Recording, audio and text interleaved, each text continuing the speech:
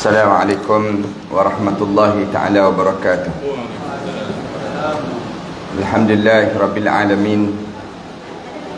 Assalatu wassalamu ala ashrafil anbiya'i wal mursalin wa ala alihi wa sahbihi ajma'in. Subhanaka la ilma lana illa ma 'allamtana innaka antal alimul hakim. Rabbi shrah li sadri wa yassir li amri wahlul 'uqdatam min lisani yafqahu qawli. Rabbi yassir wa la tu'assir wa tammim bil khair. Qala Allah Ta'ala fi kitabil aziz ba'da a'udzu billahi minasy syaithanir rajim. Bismillahirrahmanirrahim. Qul innal mauta alladhi tafirruna minhu fa innahu mulaqikum ثم تردون إلى عالم الغيب والشهادة فينبئكم بما كنتم تعملون. Katakanlah wahai Muhammad, kalau sekiranya ada di kalangan umat manusia yang hidupnya cuba melarikan diri daripada kematian, kabarkan pada mereka sesungguhnya kematian itu sedang mengejar mereka. Kemudian kematian itu akan mendapatkan mereka. Setelah itu mereka akan dimasukkan ke dalam kubur. Di waktu mana dia berada dalam kubur, summa turadduna ila alimil ghaibi wasyahadah, mereka akan berada pada alam yang ditunjukkan setiap amalan dan juga disaksikan setiap perbuatan yang dilakukan di atas dunia dahulu. Fayunabbi'ukum bima kuntum ta'malun, lalu didedahkan balik setiap apa yang pernah dilakukan sepanjang dia hidup di atas dunia dahulu. Surah Al-Jum'ah ayat yang ke-8. Terima kasih pada pengurusi majlis, pengurusi dan ahliatan puasa surau, para alim ulama, pimpinan-pimpinan di semua peringkat, ayah-ayah dan ibu-ibu yang dikasihi sekalian. Pertamanya, saya mengaturkan rasa syukur yang tak terhingga kepada Allah. Untuk kali yang ketiga saya dimaklumkan saya datang ke Sungai Keladi ini kan. Taman, bukan Miang Keladi tak. Taman dipanggil Taman Sungai Keladi. Taman Keladi. Ada sungai pula sebab ingat Sungai Petani.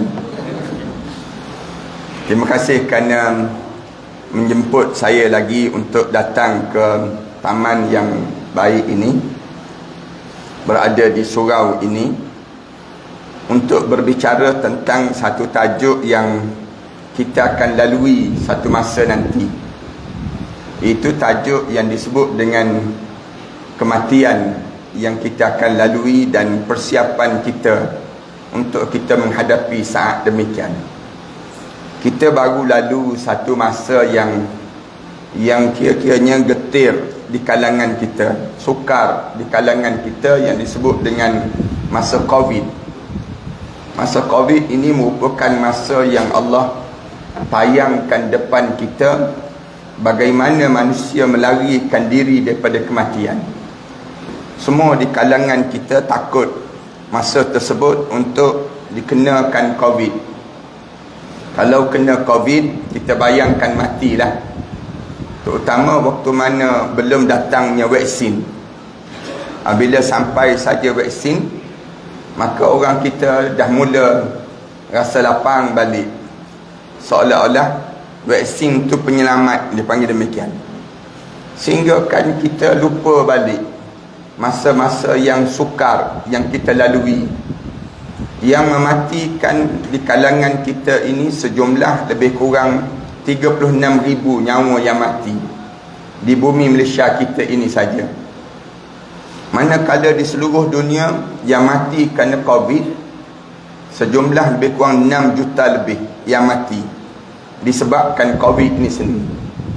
Saya yakin di kalangan kita ni pernah ada yang kena Covid. Saya sendiri pun kena, dan saya pun walaupun divaksin Tapi kena juga COVID. Nak sebutnya keluarga saya semua kena dengan ujian COVID ini sendiri. Waktu itu kita boleh bayangkan yang disebut dengan kematian semakin dekat dalam hidup kita. Di peringkat awal ramai orang kita kena perkara demikian, sampai yang kena awal-awal tu dimarahi oleh jiran pula. Bahkan bimbang takut kalau dia keluar dan berjalan di kawasan-kawasan awam, yang menyebabkan jangkitan itu merebak di kalangan kita. Kita faham demikian. Seorang ni pun saya ingat pernah jadi kosong, pernah tak ada kedengaran yang disebut dengan azan, sampai peringkat rumah-rumah Allah menjadi semua kosong. Tapi apabila kita dah mula pulih, suasana kita dah mula kembali normal, orang kita kembali tak sedar terhadap kematian ini. Orang kita dah mula, lepas pada saja kita dah mula pulih balik, yang berjoget balik dia panggil.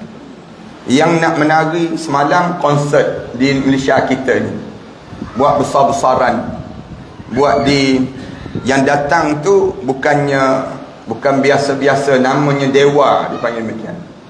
Dewa ni kalau orang Hindu dianggap Tuhan lah, senang cerita ni. Sebelum daripada ni datang penyanyi daripada barat, nama apa, Iblis ke apa dipanggil, Iblis begitulah. Yang Iblis lah, senang cerita. Yang datang tu jauh lebih ramai daripada jumlah yang datang pagi ni. 25,000 nyawa manusia yang datang pada malam konsert tersebut. Bayaran lebih kurang 500 satu tiket. Bayaran. Pagi ni rasa tak ada bayaran apa pun yang datang, cuma tabung derma akan bergerak lah kejap lagi. Walaupun sekalipun nak sebutnya manusia kembali tak sedar. Saya nak sebutnya kita ni demikian, manusia ni kalau sekiranya kita tak ingatkan, dia akan jadi semakin lupa balik.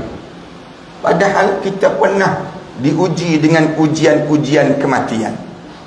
Dalam hidup kita ni Rasulullah sebut, apabila kita mula lahir sampai pada kita ni menghadap depan Allah, Allah jadikan 99 perangkap kematian. 99 kita akan lalui perangkap mati. Tapi ada orang yang boleh sampai 99. Ada orang yang dalam hidup dia sampai 47 mati. Kadang-kadang baru 70 lebih mati. Perangkap ni Allah sentiasa perangkap untuk menyedarkan kematian. Bahkan Allah, dia nak suruh kita ingat tentang mati. Allah jadikan kita tiap-tiap malam untuk tidur. Tidur ini satu latihan untuk nak mengajar pada kita bahawa kita ni bakal mati. Sebab tu tuan-tuan tidur jangan main-main, kejap lagi mati. Senang kita. Kalaulah Allah tak pulangkan balik roh kita, maka kita mati. Allah sentiasa ingatkan kita tentang mati. Mati ni bukannya Allah jadikan perkara yang biasa-biasa, tidak. Kerana yang besar bukannya yang disebut dengan mati itu, tetapi yang besarnya ialah nak hidup balik lepas pada mati. Yang tu yang kita kena fikir dalam diri kita. Satu, tiap-tiap hari Allah jadikan tidur. Malam saja tidur. Sebab dalam syurga nanti kita tak tidur-tidur. Kita tak akan tidur dalam syurga. Dalam syurga Allah tak jadikan kematian. Allah jadikan demikian. Allah jadikan di dunia ni mati. Kenapa Allah jadikan di dunia ni mati? Kerana Allah nak ajar bahawa lepas pada ni ada lagi kehidupan. Tapi dalam syurga tak ada mati. Bahkan bukan tak ada mati, malam pun tak ada. Malam pun tak ada dalam syurga. Allah jadikan pagi sampai pada petang. Kemudian kembali balik pagi. Kemudian demikianlah dalam syurga nanti. Mudah-mudahan kita semua dapat masuk dalam syurga, insya-Allah. Cuma nak sebutnya Kenapa Allah ingatkan kita dengan mati? Saya sebut tadi contoh-contoh kematian yang berlaku. Kadang-kadang Allah jadikan nak suruh ingat lagi mati, Allah jadikan orang dekat-dekat dengan kita ni mati. Allah matikan orang yang dekat-dekat dalam hidup kita. Kita sayang pada siapa dalam hidup kita, Allah matikan orang yang kita sayang. Allah jadikan dia jadi ujian. Walanabluwannakum bisyai'in minal khawfi wal ju'i wa naqsim minal amwali wal anfusi. Aku uji dalam hidup kamu dengan rasa takut, kemudian dengan ju' rasa lapar, kemudian wa naqsim minal amwal, aku kurangkan harta benda, kemudian aku matikan orang yang kamu sayang. Allah matikan orang yang kita sayang. Kita sayang suami kita, Allah matikan suami kita. Kita sayang anak-anak kita, Allah matikan anak kita. Kemudian kita sayang pada ibu ayah kita, Allah matikan orang-orang yang kita sayang. Kenapa Allah matikan mereka ini? Jawabnya kerana nak suruh kita ingat yang kita juga akan mati. Cara Allah jadikan demikian. Allah suruh kita pandang kejadian alam. Tengok pohon-pohon, pokok-pokok mati. Kadang-kadang lepas pada mati hidup balik. Allah suruh tengok rumput-rumput. Allah suruh tengok, kita pandang pada yang disebut dengan binatang-binatang dan sebagainya.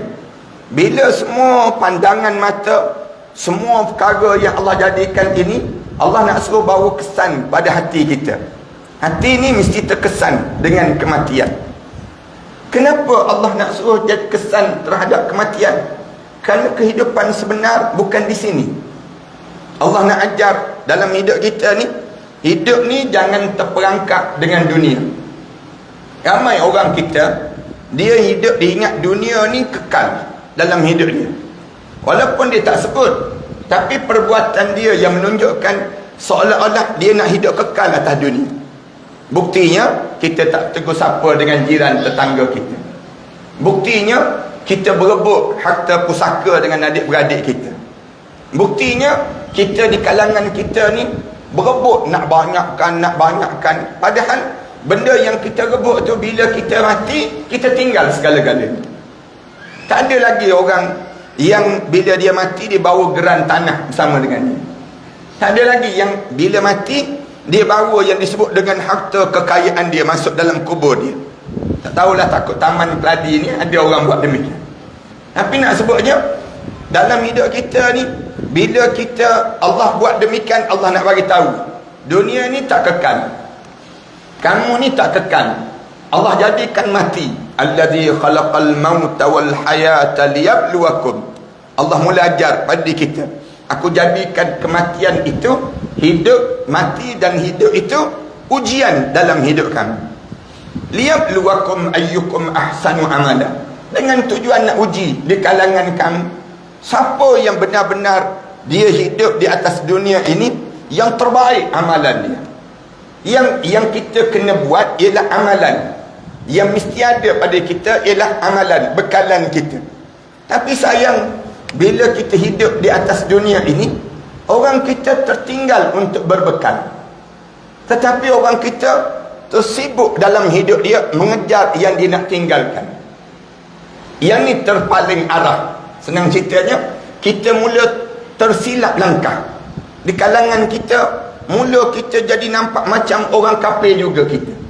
Padahal kita bukan orang kafir, kita orang Islam. Orang Islam ni orang yang hidup dia bukan di sini, tetapi hidup dia di sana, di akhirat. Itu cara demikian. Manakala orang kafir, memang dia hidup dia untuk dunia.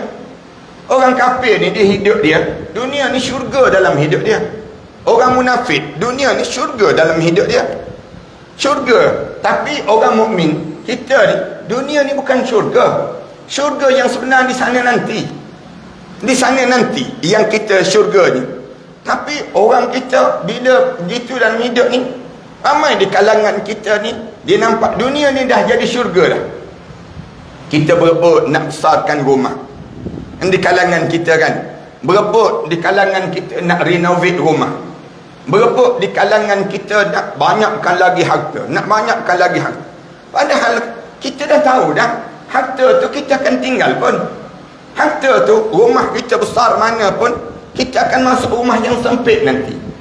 Rumah yang sempit itu mesti diluaskan dengan amalan. Dia panggil demikian. Kita dah tahu dah, tapi oleh kerana terperangkap dengan dunia, sehingga kan kita tak nak belajar di kalangan kita. Terlampau sibuk dengan dunia, sampai kita tak belajar tentang macam mana nak hidup di sana nanti. Ramai di kalangan kita jadi begitu. Sampai kita tak tahu, kita nampak kita belajar untuk hidup di dunia saja. Rela kita pergi sampai ke Australia, pergi sampai kepada Amerika, pergi universiti yang jauh-jauh dalam hidup ni. Untuk apa? Untuk hidup di dunia yang sekejap. Yang baki lagi hidup 30 tahun, 40 tahun je untuk dunia. Tapi kita tak sanggup nak belajar. Walaupun surau ni sebelah je rumah kita, misal contohnya. Walaupun tempat ni bukan jauh sangat pun dalam hidup kita, orang kita tak nak belajar. Nak belajar apa? Belajar macam mana nak hidup lepas pada mati. Tak ada, kita tak pernah nak belajar benda demikian dalam hidup kita. Kalau tak ada orang yang bagi tahu pada kita macam mana. Pernah tak kita ni duduk termenung seorang-seorang, bayangkan macam mana kita malam pertama kita dalam kubur. Hari pertama tu, pernah tak kita menggigil seorang-seorang, ketar tangan-tangan kita, takut kita, dah sebulan dalam kubur. Dalam kubur tak ada siapa dah datang ke kubur kita, dah tumbuh dah rumput-rumput di atas tanah kubur kita. Tapi sesi soal jawab belum selesai lagi dengan malaikat munkar dan nakir. Macam mana kita nak buat agar sesi tersebut berakhir? Waktu mana kita sedang hidup sekarang ini, ada tak kita bayangkan dalam hidup kita macam mana kita dah lebih kurang setahun dah dalam kubur, tapi tanah ni asyik menghimpit jasad kita. Masih lagi kita tak boleh jawab lagi, tak jawab lagi. Soalan yang pertama tak terjawab lagi. Yang hari pertama kita masuk dalam kubur, tapi tak ada seorang pun yang tolong kita menjawab pertanyaan dalam kubur ini. Ada tak, pernah tak kita bayangkan dalam hidup kita macam mana kita nak buat bila kita bangun di akhirat nanti? Bangun tu nama orang lain semua dipanggil oleh Rasulullah sallallahu alaihi wasallam, tapi kita duduk menung, masih lagi tak terpanggil nama kita di padang mahsyar Allah. Nak pergi, macam mana kita nak buat sekarang ni, masa kita hidup sekarang ni, agar nama kita dipanggil oleh Nabi Muhammad sallallahu alaihi wasallam, agar kita boleh berlari pergi minum air di telapak tangan Rasulullah, di telaga Kausar. Macam mana kita nak buat agar di saat, pernah tak kita bayang macam mana kita nak buat waktu mana melayang suratan amalan manusia, tangan kiri kita yang terangkat, tangan kanan kita tak terangkat-angkat lagi. Kita ni nak buat macam mana? Bayangkan macam orang kena stroke, orang senang cerita, yang kena sebelah badan dia mati, tangan kanan tak terangkat, dia puas nak buat tangan kanan dia agar terangkat, tangan kiri ni jatuh. Bila kita kena belajar tu, belajar agar tangan kanan terangkat, tangan kiri ni jatuh. Waktu mana kita hidup sekarang? Waktu mana kita hidup sekarang? Pernah tak kita fikir macam mana nak tukar, Ustaz? Pernah tak kita pergi belajar macam mana nak tukar agar tangan kiri jangan terangkat, tangan kanan yang terangkat? Ada tak kita belajar benda yang demikian? Pernah tak kita belajar cari ustaz-ustaz, cari ustazah-ustazah, macam mana nak buat ya, melalui titian sirat, dalam keadaan yang kat bawah tu neraka Allah, atas tu titian sirat, ngauman api neraka tu bunyi rup bunyi. Titian sirat pula Rasulullah sebut selai rambut dibelah 7. Kamu bayangkan saat mana nak melalui titian sirat, bukannya lurus, bengkak-bengkok pula tu, junam turun ke bawah naik ke atas titian sirat. Yang nak lepas, nak melalui titian sirat dan boleh masuk dalam syurga Allah. Kita boleh berada dalam tingkat yang ke-99 dalam syurga Allah. Macam mana kita nak buat sekarang, waktu mana kita hidup sekarang?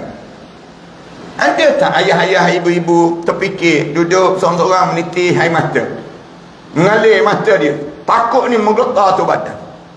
Ke kita tiap-tiap pagi kita bangun daripada tidur je, kita fikir apa tiap-tiap hari?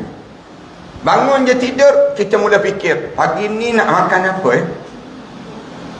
Mula kita bayangkan, pagi ni nak goreng bihun ke nasi lemak? Hari ni kita nak berjalan ke mana? Tiap-tiap hari je kita mula fikir, nak pakai pakaian apa hari ni? Itu je dalam fikiran kita. Yang teruk lagi yang tanya, hari ni nak makan siapa? Yang dalam hidup kita ni.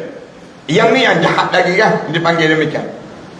Kalau kita tak pernah belajar agak-agak apa yang kita akan berlaku di hadapan kita. Para haniskan, bayang, ibu-ibu, ayah-ayah boleh bayang. Dalam hidup kita, kalau kita tak pernah pun belajar, macam mana kita nak lalui masa yang akan datang nanti? Macam mana kita, waktu mana kita kena lalu juga? Mati ni pasti. Mati ni pasti. Allah dah tunjuk dah. Saya tunjukkan bukti-bukti tadi yang menunjukkan kematian ini berlaku dalam hidup. Bukti orang-orang dekat dengan kita mati, Allah dah tunjuk dah. Mati ni akan berlaku, mati ni akan berlaku, benda yang pasti. Tapi macam mana nak hidup lepas pada mati? Macam mana nak hidup lepas pada mati? Yang ni jarang sangat orang kita bercakap. Boleh kata orang kita tak bercakap langsung lah dalam hidup, kecuali kita hadir majlis-majlis sebegini. Kenapa saya sebut demikian? Saya sebut ini kerana Allah dia ajar pada kita supaya dalam hidup kita ni jangan kena penyakit yang akan datang nanti. Penyakit ni kebanyakan orang kena. Saya harap yang datang pagi ni tak kenalah penyakit ni. Penyakit apa? Penyakit menyesal tak sudah. Sekarang kita tak menyesal sebab kita tak kena lagi. Yang masuk penjara tu semua menyesal kan? Yang masuk penjara tu baru masuk penjara, menyesal. Yang masuk kubur jauh lebih menyesal daripada masuk penjara. Masuk penjara dia boleh lagi bernafas, dia boleh lagi nampak. Tapi yang masuk kubur, ramai mana orang menyesal. Kalau kita boleh dengar suara-suara penyesalan dalam kubur, rasa kita tak selera makan. Mesti kita tak boleh tidur lena kalau kita boleh dengar suara penyesalan dalam kubur. Tapi kerana kita terlampau leka dengan dunia, terlampau sibuk dengan kehidupan dunia, kita peduli apa yang mati. Yang mati itu padan muka, kita sebut demikian. Manakala kita yang hidup ni teruskan juga, seolah-olah kita ni tak mengambil pengajaran daripada kematian di kalangan kita, dan juga tak ambil pelajaran macam mana nak hidup lepas pada kematian kita ini sendiri. Bahaya ibu-ibu dan ayah-ayah sekalian. Biarlah pagi ni menjadi satu pengajaran yang besar pada kita. Biar kita ni, biar sentiasa lekat dalam diri kita ni, aku ni tak lama dah ni. Kalau kita boleh nampak tarikh mati kita, saya rasa mesti tak ada orang yang boleh tidur lena dalam hidup ni. Kalau orang tahu bagaimana, Rasulullah sebut, kalaulah binatang-binatang itu tahu bagaimana dahsyatnya kehidupan lepas pada mati, nescaya kamu tak akan dapat makan daripada daging-daging binatang itu. Kering binatang. Kalau kamu pun tak fikir tentang kematian, kamu lebih kurang binatang itu. Nak digambarkan dalam hadis Rasulullah cerita demikian. Binatang lembu tu, orang tengah sembelih kawan dia sebelah, dia relax je kunyah rumput lagi. Nak sebutnya kenapa dia tak pernah terfikir tentang kematian. Binatang Allah tak jadikan dia memikirkan tentang kematian. Tapi kalau kita manusia ni tak fikir juga tentang kematian, maknanya kamu lebih kurang je binatang dalam hidup kita ni sendiri. Apa yang kita kena fikirkan dalam hidup kita ni? Fikir macam mana kita nak hidup lepas pada mati. Yang ni kena sentiasa difikirkan dalam pemikiran kita. Satu, kalau para haniskan tanya saya kan, tiap-tiap kali mana para haniskan dengar kuliah saya sentiasa cerita tentang yang ni. Sampai ada orang panggil Ustaz Mati, dia panggil demikian. Kan, kalau nak dengar cerita mati, dengar kuliah Ustaz Ahmad Dasuki dah. Dengar kuliah beberapa orang ustaz-ustaz tertentu yang cerita tentang mati. Kenapa tajuk ni menjadi besar pada diri kita? Biarlah orang nak kata apa pun, tapi kita nak sebutnya apa dia? Nak ingatkan kita bahawa hidup lepas pada mati ni jauh lebih penting daripada hidup waktu mana kita hidup sekarang. Kalau kita tak fikir tentang kehidupan di dunia, memang kita dah hidup dah di dunia. Memang kita dah hidup dah di dunia ini. Tak perlu pun kita fikirkan, Allah sediakan untuk kita semua. Tapi Allah jadikan kita ni untuk fikir macam mana nak hidup di akhirat nanti.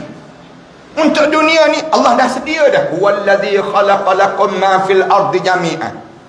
Untuk hidup di dunia Allah dah sedia dah. Semua rezeki kamu, segala benda Allah dah sedia dah semua untuk diri kita.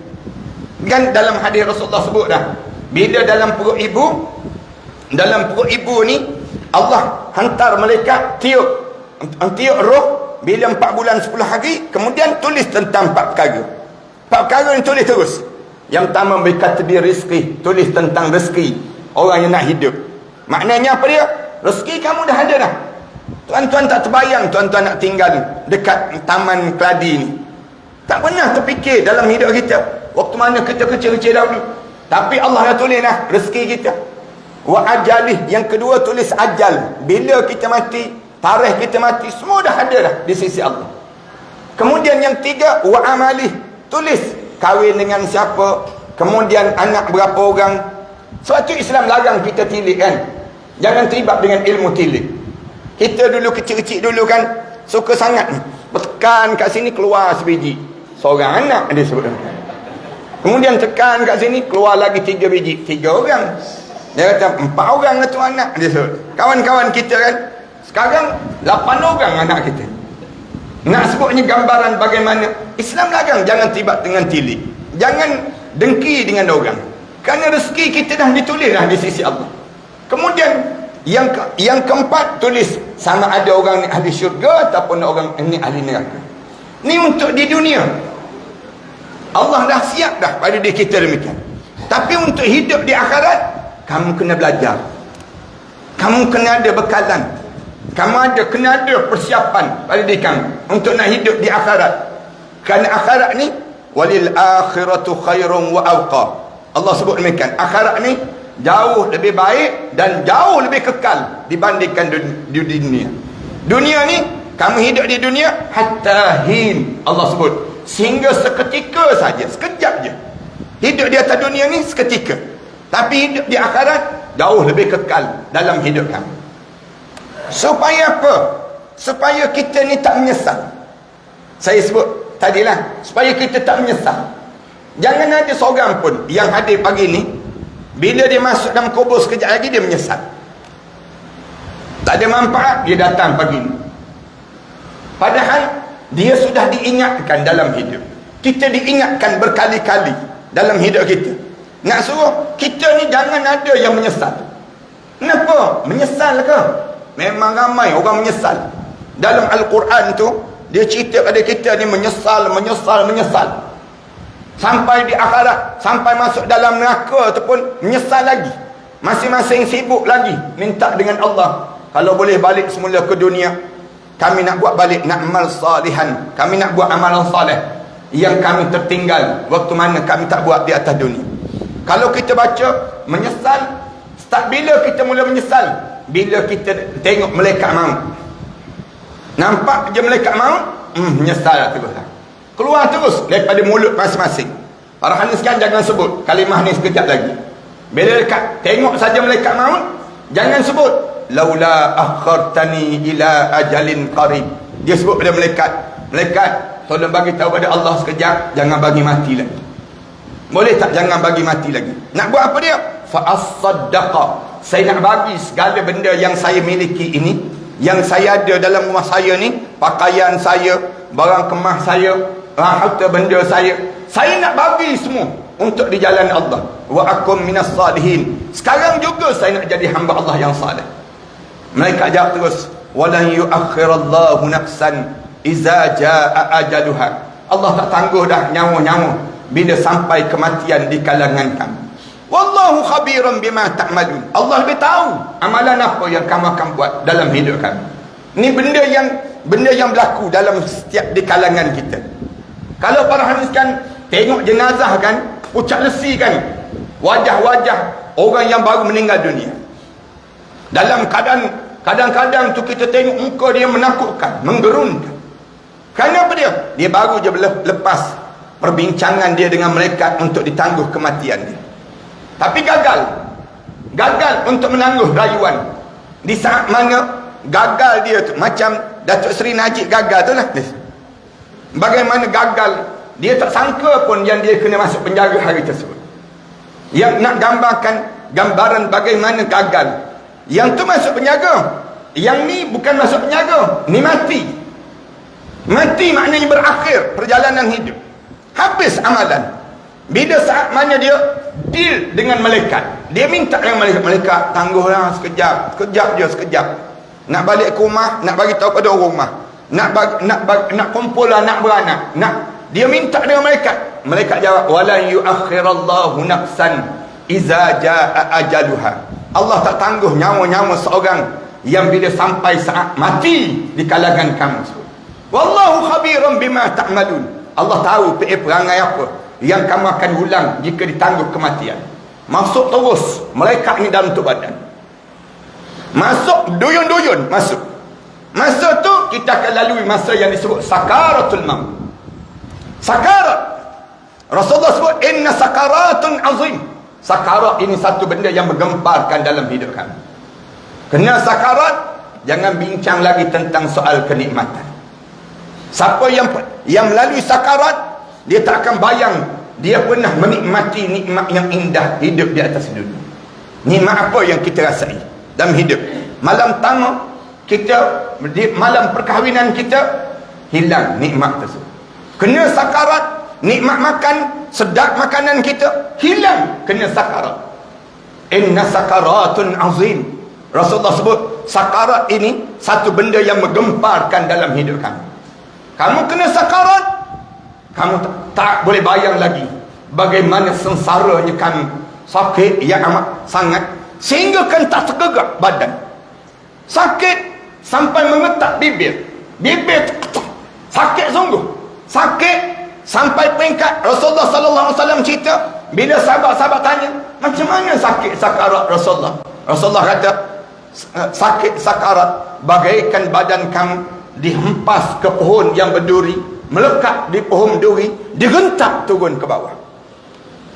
Tanya Rasulullah, ya Rasulullah, bagaimana sakit sakarat? Rasulullah kata, kamu rasa macam ada satu lengan besar yang penuh dengan duri yang tajam, diroduk dalam halqum kamu sampai menghunam sampai ke bawah perut kamu, digentak daripada bawah naik ke atas.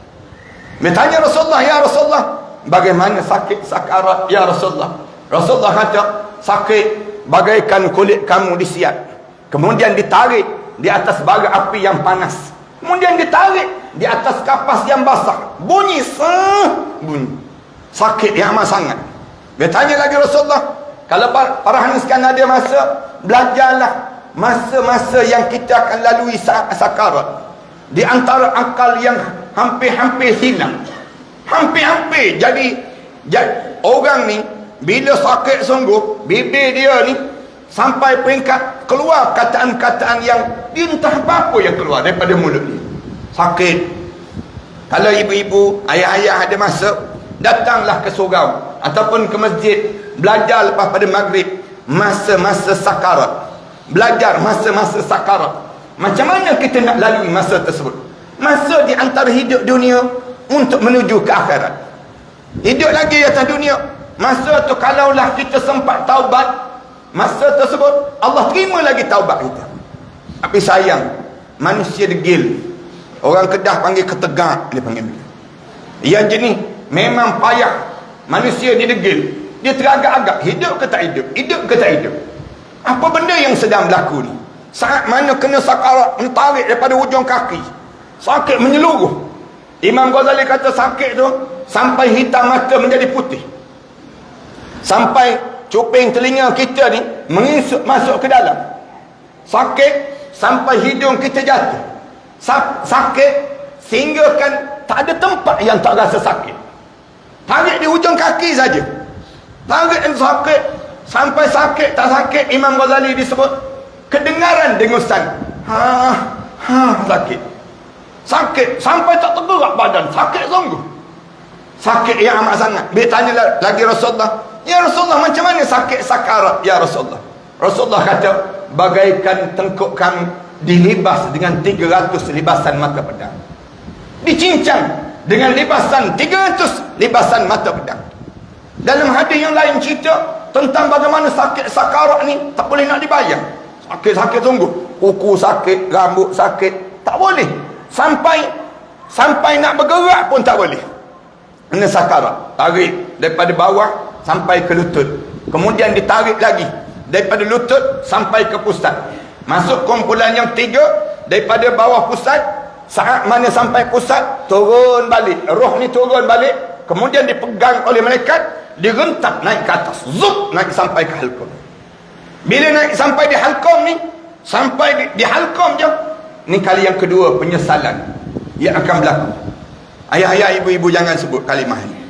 Yang seketika lagi kita sampai, jangan keluar daripada mulut kita sebut, qala inni tubtul an, saya akan taubat sekarang, saya taubat sekarang, ya Allah saya taubat. Dia perasan Allah mati aku tu, tiba-tiba terkeluar mulut dia, inni tubtul an, aku taubat ya Allah, aku taubat.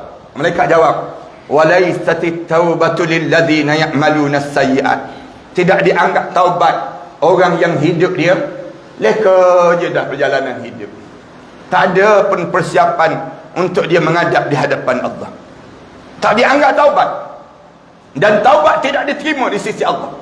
Walaisatit taubatu lilladzina ya'maluna as-sayyi'at hatta idza hadara ahadahumul maut qala inni tubtul an. Waktu mana sampai di halqum, baru kamu nak taubat sekarang. Turun terus malaikat pengking dia, kalla, hidup ni jangan begitu, kata malaikat. Hidup ni tolong berfokus. Iza balaghatit taraqi, ketika mana roh kamu ditarik sampai di halqum, wa qila man raq, siapa yang boleh pulangkan balik roh ini? Malaikat cabar, kamu doktor kan, kamu turunkan balik roh kamu doktor. Kamu ustaz kan, kamu turun balik roh kamu ustaz. Kamu yang berhormat kan, kamu tuanku kan, kamu itu kan, kamu turun sekarang roh kamu. Malaikat cabar, wa qila man raq, wa dhanna annahu al-firaq, baru dia perasaan mati, dah aku mati. Wal taffatis saq bis saq, mata dia terbeliak, pandang kanan, pandang kiri, habis dalam hidup tu, sekali tu tersembur roh keluar daripada mata. Bila keluar saja dari mata, berakhir perjalanan hidup, barulah kita mula mati. Mati di saat tersebut, roh kita mula naik menghadap depan Allah. Terjaga balik bila? Dalam kubur. Bila orang letak saja jenazah kita dalam kubur, hadap muka ke kiblat. Ni beza-beza panjang cerita, saya tak cadang nak cerita yang ni. Dah hadap dah muka ke kiblat, bau tanah depan muka kita, dengar suara bawah telinga kita, selamat datang wahai hamba Allah, sekejap lagi kamu akan lihat bagaimana aku akan lakukan pada kamu. Tanah ni sebut demikian, tanah kubur kita ni sebut, daripada sini kamu diciptakan dan kepada sini kamu kembalikan. Tanah ini tempat asal kamu diciptakan, dan hari ini kamu balik semula pada saat yang demikian. Bila balik saja, tanah tersebut, sekejap lagi kamu akan lihat bagaimana aku akan lakukan. Orang tutup je lihat lahap kita, kita nampak di hujung kaki kita berdiri 2 orang malaikat munkar dan nakir, warna hitam kebiru-biruan. Sekejap je perjalanan hidup.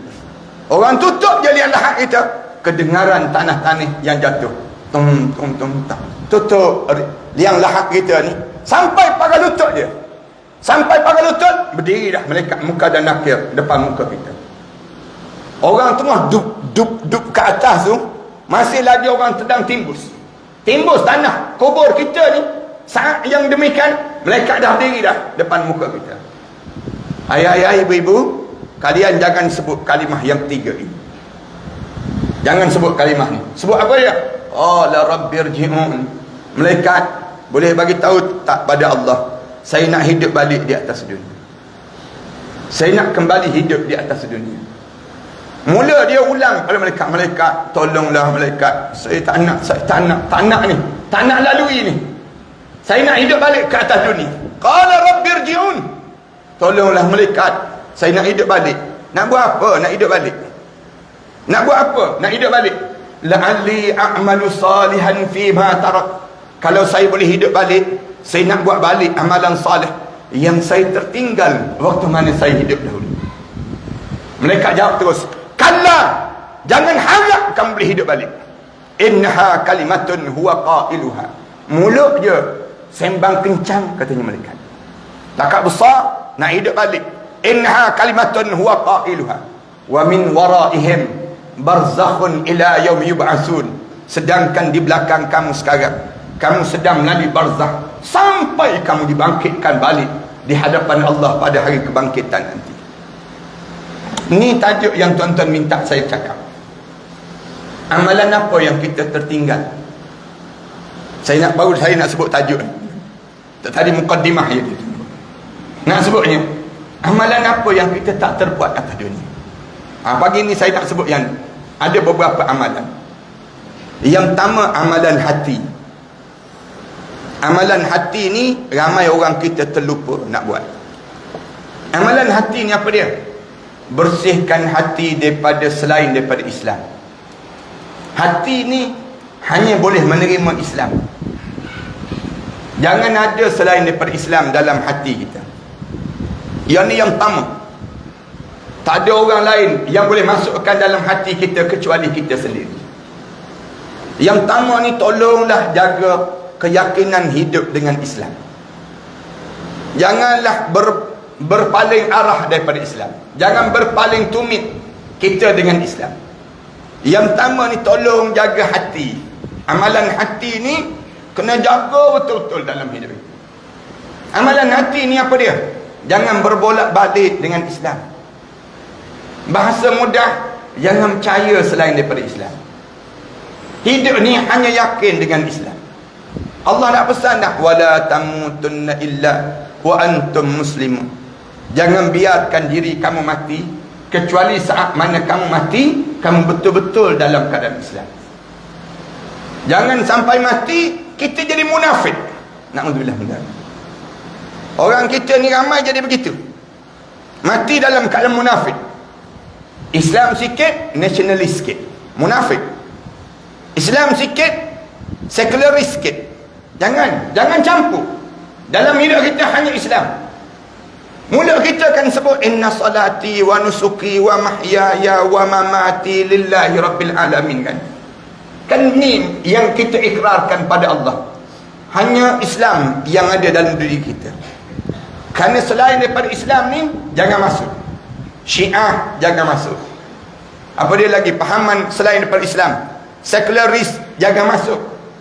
Liberalis jangan percaya. Semua tu tak boleh tolong kita dalam kehidupan kita lepas pada kematian kita.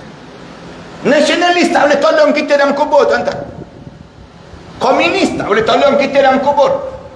Liberalis, ni anak-anak muda ni yang jadi liberal sekarang ni, dia sebut agama semua sama dalam hidup ni, semua agama menuju ke syurga. Liberalis, liberal jangan masuk. Nasionalis pun jangan masuk dalam dada kita. Jangan masuk. Hanya Islam. Dalam kebudayaan hidup Islam, dalam pendidikan Islam, dalam politik Islam, dalam sosial Islam, semua Islam. Tak boleh kita selain daripada Islam, tak boleh. Ni hati kita je. Orang kita ni, dia teragak-agak. Hidup atas dunia ni pun teragak-agak dah. Dia tak percaya pada alim ulama. Orang kita tak yakin pun dengan cara yang tunjuk oleh alim ulama. Ada orang kita sebut, ni bukan ulama, ni ular dalam semak. Dia boleh hejik orang demikian. Ada orang kita caci maki alim ulama.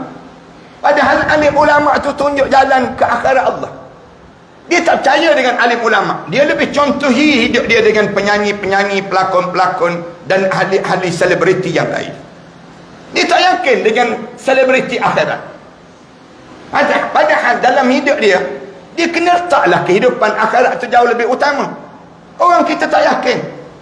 Bukti kita tak yakin dengan Islam, kan? Bukti. Ramai mana orang kita pergi ke bank, pegawai bank tanya, nak buka akaun cara Islamik ke cara konvensional? Ditanya balik pegawai bank tersebut, mana yang untung? Dia tanya. Tak yakin dengan Islam, kan? Padahal pegawai bank tu dah beritahu dah, ni cara Islamik, ni cara konvensional. Ditanya lagi mana yang untung. Dia tak yakin dengan Islam ni menguntungkan. Orang kita tak yakin dengan Islam. Sampai peringkat ni sikit saya nak sebut, anak-anak kita ni, mana orang kita tak ajar anak-anak kita baca Quran? Tak ajar anak kita baca Quran. Kita tanya, tak hantar anak belajar Quran ke? Dia tanya balik, ustaz-ustaz sebut, ada masa depan ke? Belajar Quran ni nak kerja benda. Habis kamu lebih yakin apa? Saya lebih yakin sekolah sekular dibandingkan dengan sekolah agama. Orang kita ni orang Islam ni. Dia orang Islam, tak percaya pada Islam. Saya tak percaya pada sekolah agama. Saya tak yakin masa depan hidup dengan sekolah agama. Itu sekolah agama. Itu sekolah baru dalam bidang pendidikan. Orang kita kata, takkanlah semua nak belajar agama, ustaz. Semua. Tak. Kita sebut, ni bukan cara kita. Islam tu dinul hayah, cara hidup. Allah jadikan Islam ni cara hidup. Dia bukan religion. Dia bukan agama macam agama Buddha, macam agama Kristian, tak. Islam ni dinul hayah. Allah sebut, wa man yabtaghi al-islami dinan falan yuqbala min. Siapa yang mencari selain daripada Islam sebagai satu cara hidup dia, Allah tak akan terima. Allah tak akan terima. Din maksudnya apa? Cara hidup. Islam ni bukan macam dipahami religion, agama tu saja. Macam Buddha kan, agama nama apa? Buddha. Agama kamu apa? Kristian. Tu agama. Islam ni bukan agama saja. Dinul hayah. Din ni maknanya cara hidup, way of life. Orang Jawa kata way of life. Nak sebutnya cara hidup. Hidup kamu tu dengan Islam. Hidup kamu tu dengan Islam. Makan, minum, tidur, bangun, politik kamu, sosial kamu, sukan kamu, apa saja pun Islam tak pernah tertinggal walaupun satu sudut. Semua Islam ada. Ma farratna fil kitabi min syai'. Allah tak tinggalkan satu pun dalam hidup kamu ni, kecuali semua dah Allah ajar dalam Al-Quran Karim. Ekonomi kamu ekonomi Islam. Sosial kamu sosial Islam. Dipanggil demikian. Ni Islam. Islam ni jangan dipahami macam dipahami kebanyakan masyarakat kita dipanggil religion. Agama saja tidak. Tapi Islam ni dinul hayah, way of life, cara hidup dalam hidup kita dengan Islam. Itu cara yang Allah jadikan demikian, lebih menyeluruh dalam hidup kita ni. Dia beza dengan Kristian. Kristian mana ada ekonomi Kristian? Dia beza dengan Buddha. Buddha mana ada ekonomi Buddha? Mana ada politik Buddha? Tapi Islam ni, dia ada politik, dia ada sosial, dia ada semua benda yang diajar dalam agama Allah Subhanahu Wa Taala. Ini beza dipanggil demikian. Sebab tu Islam ni agama yang sempurna. Agama yang menyeluruh dalam hidup. Itu cara demikian. Tiba-tiba kita tak yakin dengan Islam. Na'udzubillah min dzalik. Teranggap-anggap kita. Kalau saya ikut Islam semua ni, macam mana saya nak hidup atas dunia? Dia tak yakin dengan Islam. Habis. Sebab tu saya sebut, amalan yang pertama yang kena jaga sungguh-sungguh amalan hati. Sebab tu Islam disuruh bersihkan hati. Islam ajar pada diri kita ni apa dia? Tolong jaga hati. Hati ni tolong jaga. Jangan biarkan hati kamu rosak. Di antara benda yang Islam suruh jaga sangat, hati. Hati ni awal-awal lagi penyakit yang Allah cerita yang akan kena dalam hidup kamu. Fi qulubihim maradun fazadahumullahu marada. Allah sebut dalam Al-Quran Karim, penyakit awal yang kena dalam hidup ni, fi qulubihim maradun. Dalam tubuh badan kamu ni penuh dengan penyakit hati. Fi qulubihim marad fazadahumullahu marada. Allah tambahkan lagi penyakit-penyakit yang lain dalam hidup kamu. Bila dalam hidup kamu tak jaga hati, hati itu menyebabkan kamu biarkan rosak. Jangan. Islam dia suruh hati ni mesti dijaga dalam hidup kamu. Kalau kamu tak jaga hati kamu teragak-agak dengan Islam, yang menjadi bahaya. Syaitan akan masuk dalam tubuh badan kita. Ini perbincangan panjang lah. Saya tak sempat nak cerita pada pagi ni tentang amalan yang pertama dalam hidup kita ni yang menyebabkan kita menyesal masuk dalam kubur tu, yang kita tak buat ialah penjagaan hati. Penjagaan hati. Hati ni tak terjaga. Ramai mana di kalangan kita tak terjaga hati. Buruk sangka dalam hidup. Kita kan bangun daripada tidur, cilik-cilik mata je. terlintas dalam hati, hidup lagi mamak ni kita sebut. Dalam hati je. Dalam hati dia tak sebut kat luar. Tapi hati tak terjaga. Bila dekat nak mati, syaitan masuk pada hati dia. Syaitan ni dia akan rosakkan hati kita. Syaitan sebut, engkau jangan mati dalam Islam. Jangan mati bersama dengan Abah. Dia menyamar menjadi arwah ayah kita. Jangan mati dalam Islam. Kamu mati bersama dengan Abah. Abah mati dalam Yahudi. Kalau kamu nak selamat, kamu mati dalam Yahudi. Bila kita cuba nak mengucap juga, syaitan datang sebelah kiri pula. Rasulullah cerita ni, dalam hadis Rasulullah cerita. Syaitan datang sebelah kiri, menyamar sebiji muka arwah ibu kita. Goyang buah dada ni. Anakku, dada ni pernah menyusukan kamu waktu mana kamu kecil-kecil dahulu. Jangan mati dalam Islam. Mati bersama mak, mati bersama dengan ibu, mati bersama dengan mama, mati bersama dengan cik. Matilah dalam Kristian. Kalau kamu nak selamat, kamu matilah dalam Kristian. Perhatian sekarang ingat ni, gangguan yang terjadi. Gangguan tu kena pada hati je. Dia tak kena jasad, tak nampak pun dalam keadaan sedemikian rupa. Ni amalan. Dan saya yakin syaitan Sungai Petani ni tuan-tuan, bila dekat nak mati nanti, dia tak akan sebut mati dalam Yahudi. Orang Sungai Petani mana peduli pun dengan Yahudi, mana kenal pun. Dia tak akan sebut mati dengan Kristian. Kita pun tak peduli orang Kristian, tak pernah belajar pun tentang agama Kristian. Tapi tunggu sekejap lagi, syaitan Sungai Petani ni, dia akan sebut apa dia? Anakku, matilah kalian dalam Islam liberal. Matilah kalian dalam Islam nasionalis. Matilah kalian dalam Islam pragmatis. Matilah kalian dalam Islam komunis. Kita pun dengar Islam juga ni, mati je lah kita suruh. Padahal Allah dah pesan dah, wala tamutunna illa wa antum muslimun. Jangan biarkan diri kamu mati kecuali saat mana kamu mati, kamu betul-betul Islam. Itu yang pertama, amalan yang pertama. Amalan kedua, yang kena jaga solat. Jaga solat. Bila kita jadi orang Islam, solat menjadi keutamaan. Jangan tertinggal walaupun satu rakaat dalam hidup ni. Siapa yang pernah tinggal solat, tolong qada. Tolong qada. Ibu-ibu, orang perempuan, orang yang paling ramai meninggalkan solat. Saya nak sebut demikian. Kenapa? Bila kalian meninggalkan solat? Bila kalian uzur. Bila orang perempuan uzur, orang perempuan ramai meninggalkan solat. Bila kering darah kotor tu pukul 12 tengah malam, waktu tu waktu isyak, dia sedang tidur. Dia tidur, dia bangun-bangun subuh, dia mandi dan dia semayang subuh, dia tinggal waktu isyak. Ni yang sedang berlaku dalam masyarakat kita. Kadang-kadang kalau dia berkerjaya, kalau dia kerja, dia pergi kerja, darah kotor kering pukul 11 pagi. Pukul 11 pagi darah kotor dah kering dah. Kat mana dia nak mandi? Dia tak mandi. Kat pejabat nakkan dia nak mandi, dia tak bawa kain tuala dan sebagainya.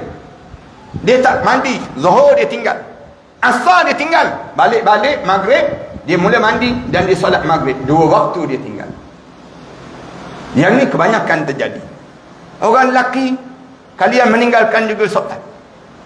Ramai mana suami-suami ataupun ayah pada orang yang meninggalkan solat.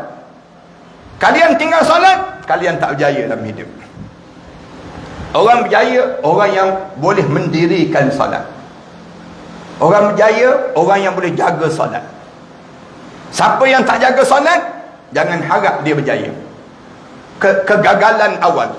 Nak tahu orang ni gagal tak gagal, walaupun rumah dia besar, kereta dia mewah, pengaruh dia ramai, tapi kalau dia tinggal solat, gagal. Gagal dalam hidup. Tak berjaya. Di dunia pun tak berjaya. Segala amalan kerja dia tak diberkati. Dia masuk dalam kubur lagi gagal. Bahaya orang meninggalkan solat. Dunia pun bahaya, dalam kubur bahaya, pada mahsyar bahaya, umban dalam neraka saqar. Satu neraka khusus untuk orang tinggalkan solat. Allah dia nak marah pada orang buat maksiat, tak ada sampai satu neraka khusus. Tapi Allah marah orang tinggalkan solat sampai Allah sediakan neraka khusus. Neraka itu namanya Saqar. Neraka Saqar. Bila dicampak dalam neraka Saqar, lalu ditanya, "Ma salakakum fi Saqar?" Dia jawab, "Qalu lam nakum minal musallin." Kenapa kamu dicampak dalam neraka Saqar? Mereka jawab, "Kami tak semayang di atas dunia." Tinggal solat dia tak berjaya. Ibu-ibu tolong pesan yang ni pada anak-anak lelaki dan anak perempuan kalian. Orang yang tinggal solat, dia tak berani nak buat maksiat. Solat ni mencegah diri daripada melakukan maksiat. Orang yang tak jaga solat, dia berani buat maksiat.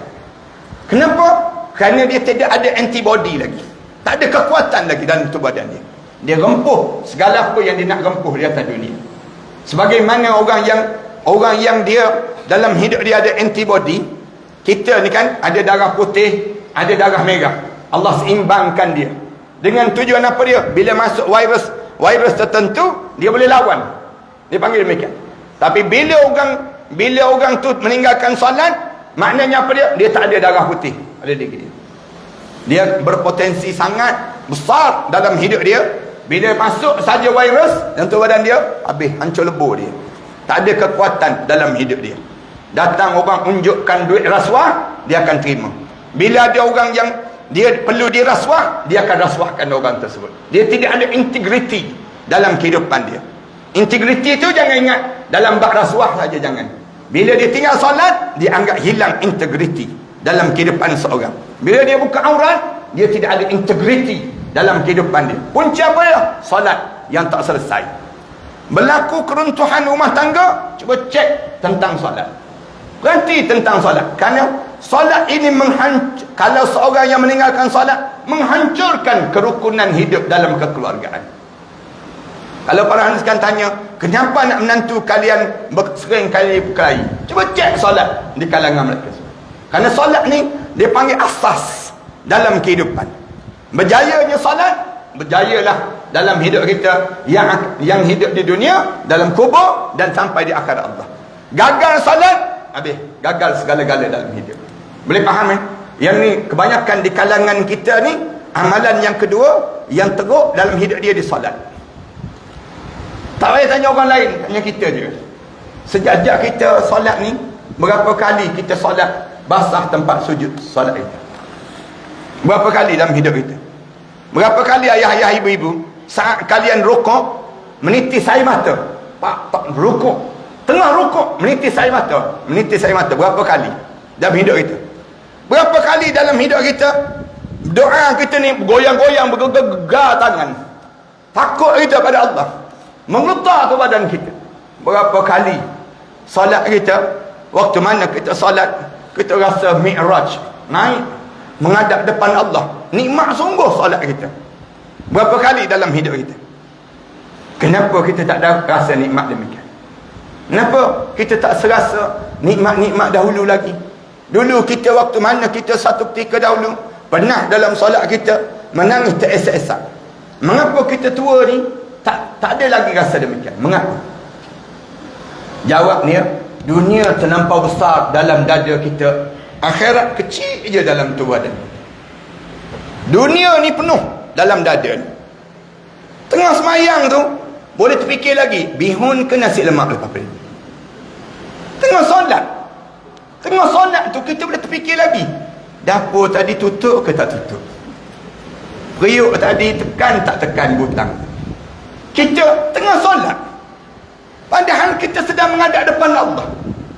Tengah solat ni nak marah tu imam, baca panjang sangat, nak marah. Padahal tu imam baca sabbih isma rabbikal a'la je, nak marah dia. Pak imam, inna a'tayna je Pak imam, nak sebutnya. Kenapa solat kita tak rasa nikmat lagi? Kenapa? Dunia kita kan, dunia ni besar je dalam dada kita. Kita sedang mengumpulkan dunia ni banyak je dalam dada. Tamak tak habis-habis. Tamak kita ni tak berkurang dalam hidup kita. Minta maaf ni saya nak sebut demikian. Nak marah dalam hidup kita pada orang tu, nak marah tak selesa dengan orang ni, tebang bawa dalam solat. Solat kita tak jadi lagi nikmat. Bila kita masuk kubur, tak ada pahala solat, kosong. Kul hal nunabbi'ukum bil akhsarina a'mal. Sebut Muhammad, ramai mana di kalangan kami yang kosong amalan dia menghadap depan Allah. Kenapa jadi kosong? Alladzina dhalla sa'yuhum fil hayatid dunya. Dia biarkan diri dia sesat sepanjang hidup di atas dunia. Habis hanyut je kita dalam hidup kita dengan dunia. Solat kita tak menjadi seindah dahulu lagi dalam hidup itu. Patutnya ayah-ayah, ibu-ibu, kalian ni tiap kali mana kita solat tu, anggap solat ni terakhir dalam hidup kita. Mesti kita solat terbaik. Mesti kita ni, hati kita ni berdebar-debar, ni solat akhir ni, lepas pada ni kalau aku tak jaga betul-betul solat ni, habis aku tak boleh solat lagi dah dalam hidup. Nak sebutnya gambaran dalam hidup kita. Tapi kenapa kita tak jadi demikian? Kerana kita lekat dengan dunia yang sementara. Dua. Yang ketiga, amalan apa? Tak boleh baca Quran. Amalan ni jangan terbawa-bawa sampai dalam lubang kubur. Quran mesti boleh baca. Jangan tak boleh baca Quran. Siapa tak boleh baca Quran, saya cabar yang tak boleh baca Quran, ya. Jangan buat alasan. Yang tak boleh baca Quran, salin balik Al-Quran tu sebelum kalian mati. Salin dengan tangan kalian. Tulis Al-Quran. Biar sebuah Al-Quran tertulis daripada tangan kalian. Sambil-sambil tulis tu, Quran tu, yang tak boleh baca ni, yang tak boleh baca. Alasan dia, saya tak boleh baca. Kenapa tak boleh baca? Saya benak. Kenapa benak? Saya makan semut banyak sangat dulu. Bukan semut je, dengan kengga-kengga pun saya makan. Yang tak boleh baca ni kan, yang tak boleh baca ni, alasan dia tak boleh baca, saya tergagap-gagap tak boleh baca Quran, dia kena salin Al-Quran. Sebelum dia mati mesti habis sebuah Al-Quran daripada jari dia, supaya jari dia akan menjadi saksi depan Allah. Dia cuba untuk membaca Al-Quran walau bikak-kak. Rasulullah sebut demikian. Jangan tak boleh baca Quran. Siapa yang tak boleh baca Quran, gagal dalam hidup dia. Gagal. Alim ulama ada kan sekarang. Ayah-ayah, ibu-ibu, kalau tak boleh baca Quran, janganlah mati. Janganlah mati. Kalian mati di saat mana tak boleh baca Quran, kalian masuk dalam kubur, confirm tak lepas menghadap depan Allah. Tak lepas. Tak percaya, cuba try mati, tak percaya. Nak tahu lepas ke tak lepas? Masuk dalam kubur je, malaikat tanya, Quran boleh baca? Quran boleh baca? Tak boleh, malaikat tak boleh. Oh, Quran tak boleh baca. Kamu buat apa di atas dunia? Umur 60 tahun, 70 tahun, 80 tahun, tak boleh baca Quran. Kamu buat apa di atas dunia? Sibuk, ya Allah, sibuk. Sibuk apa dalam hidup kamu sampai tak boleh baca Quran? Quran tak boleh baca? Tak boleh. WhatsApp boleh je. WhatsApp boleh baca, Quran tak boleh baca. WhatsApp tu nak tidur tu baca WhatsApp lagi. Nak tidur tu baca WhatsApp lagi. Sampai handphone tu jatuh atas muka 3 kali dah jatuh. Letup lah. Nak sebutnya, baca dia, beria baca WhatsApp. WhatsApp boleh baca, Quran tak boleh baca. Buat malu je dalam hidup ni. Nak sebutnya, jangan tak boleh baca. Yang tak boleh baca tu, datang menjumpa dengan AJK Surau ni. Bagi tahu pada AJK Surau, saya tak boleh baca. Tolonglah saya. Saya duduk kat taman ni dah lama dah. Saya, isteri saya, anak-anak saya semua tak boleh baca Quran. Tak boleh baca Quran. Bagi tahu elok-elok pada AJK. AJK tolong daftar ahli qaryah yang tak boleh baca Quran lagi. Kemudian daftar ahli qaryah yang dah boleh baca Quran. Sedarakan mereka. Jadikan mereka ni adik-beradik. Yang boleh baca, tolong ajar yang tak boleh baca. Rasulullah sebut, khairukum man ta'allama al-Quran wa 'allama. Orang yang terbaik di kalangan kamu, siapa yang belajar Quran dan dia mengajar orang lain Quran. Jangan berhenti untuk belajar Quran. Bagi tahu elok-elok dari AJK, saya tak boleh baca, tolonglah saya. AJK pula jangan pula jawab bertenang-tenang, saya pun tak boleh baca juga, katanya. Relax, kita sama-sama tak boleh baca je. Jangan jawab demikian, buat malu company je. Jadi AJK sangat, Quran tak boleh baca. Maknanya di kalangan kita mesti lepas yang amalan kita mesti ada Al-Quran kan. Biar hidup kita dengan Quran je, dengan Quran. Yang tiga, bekalan kita ni untuk perjalanan lepas pada kematian kita. Zikir, selawat, taubat, istighfar dan juga taubat. Ni sentiasa berada dalam lingkungan hidup kita. Zikir. Bibir kita ni sentiasa berzikir. Biar basah dengan zikir. Dengan banyak kita zikir, semakin dekat kita dengan Allah. Uzkuruni azkurkum, Allah sebut. Kamu zikir pada aku, fazkuruni azkurkum. Allah sebut, fazkuruni, maka berzikirlah kamu. Azkurkum, aku akan semakin dekat dengan diri kamu dengan zikir-zikir kamu tadi. Allah sebut demikian. Semakin banyak kita zikir, semakin dekat kita dengan Allah. Hidup ni nak dekat dengan siapa? Dekat dengan Allah ya. Tak perlu lagi dekat dengan mana-mana raja. Kita pun bukan ada manfaat langsung pun dengan mana-mana raja yang ada atas dunia. Raja tu pun mati juga. Tengok Queen Elizabeth tu kan, mati juga. Nak sebutnya siapa? Raja yang tak mati setakat ni. Mati. Semua akan mati. Yang hidup tak mati-mati ialah Allah. Raja segala jenis raja. Limanil mulkul yaum. Allah tanya, mana raja-raja atas dunia dahulu? Allah tanya demikian. Kenapa kamu sibuk nak dekatkan dengan mereka-mereka tersebut? Dekatkan dengan aku, katanya Allah. Macam mana nak dekat dengan Allah? Zikir. Hidup ni setiap hari mesti mendekatkan diri pada Allah, memperkenalkan kita hamba Allah kepada Allah. Ni konsep hidup. Antara benda yang kita kena buat sepanjang hidup ni, memperkenalkan diri kita kepada Allah. Biar Allah kenal kita. Jangan kita sibuk nak memperkenalkan kita ni di kalangan makhluk-makhluk manusia. Jangan. Pelik orang kita kan, nak follower ramai, nak kepada apa dia, nak pada likers ramai, nak ni anak-anak kita ni dalam Facebook, Instagram dan sebagainya. Tapi Allah tak kenal pun dia. Buat apa kita? Allah tak kenal kita. Biar Allah kenal kita. Bila Allah kenal kita, rahmat Allah akan mencurah-curah dalam hidup ini. Ini cara demikian. Macam mana Allah nak suruh kita kenal, Allah kenal kita? Salah satunya zikir. Zikir ni memperkenalkan kita pada Allah. Zikir. Sebab tu zikir ni alim ulama karang tebal kitab Al-Azkar Imam Nawawi. Ni cara zikir ni tak semestinya mulut. Ni datang majlis zikir. Ni kita datang majlis ilmu je datang. Ni zikir. Ada tak pun derma pun derma. Zikir.